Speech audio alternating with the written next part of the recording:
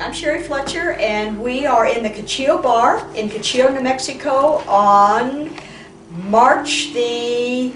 What is today? Oh, it's the 16th, but go on. Yeah, it's the Ides of March. Ides That's right. of March the 15th, 2011. We are here with Josh Bond, who owns the Cuchillo Bar. It is presently closed. He has honored us with the opportunity to come in and to film and to talk about some of the legends and some of the supposedly ghosts or real ghosts. And we have here Little Morning hitting the booze. We have either Coors or Bloss that aren't these great antiques. So Josh, good morning. Good morning, Sherry. Thanks for coming out. Well, thank you for having us. We have Ann Welborn here, along with Jay behind the camera, and we also have a copy of a Ouija board that you found in going through and starting to inventory all the items that were here when you purchased the place from Thelma, right? Yes. This was found in one of the back rooms. It was several of these rooms hadn't been gone through in many decades probably, and this was stuck in a back room, obviously handmade with the four horses here on the corners. I myself do not play with Ouija boards, but have had friends come visit and insist on coming in here and playing with the Ouija boards, especially with the supposed hauntings that have happened here. Now, tell us a little bit about the hauntings, and I know you've had you've had several. I think it was reported in the newspaper and also on a website that you've had individuals come in and investigate the area. So, would you like to tell us about that? Yeah, sure. I've had probably about 4 or 5 different groups, resulting in about 8 investigations over the past couple of years. And I allow them to come onto the property, and they set up cameras, usually on average 10 to 15 infrared cameras, and set up recorders and all over. And then they split up and do investigations on different parts of the property. All have resulted in EVPs, which are electronic voice phenomena. So voices they've caught, especially here in the bar. They've caught the sound of a beer being poured.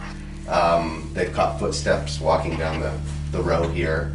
And to me, it's fascinating. I live here, so unless I experience it and can discredit it, I don't always believe it, but it's definitely interesting to hear.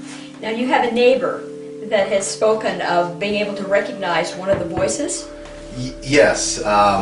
Lydia Torres down at the Cuchillo Cafe here, she recognized one of the voices as a local.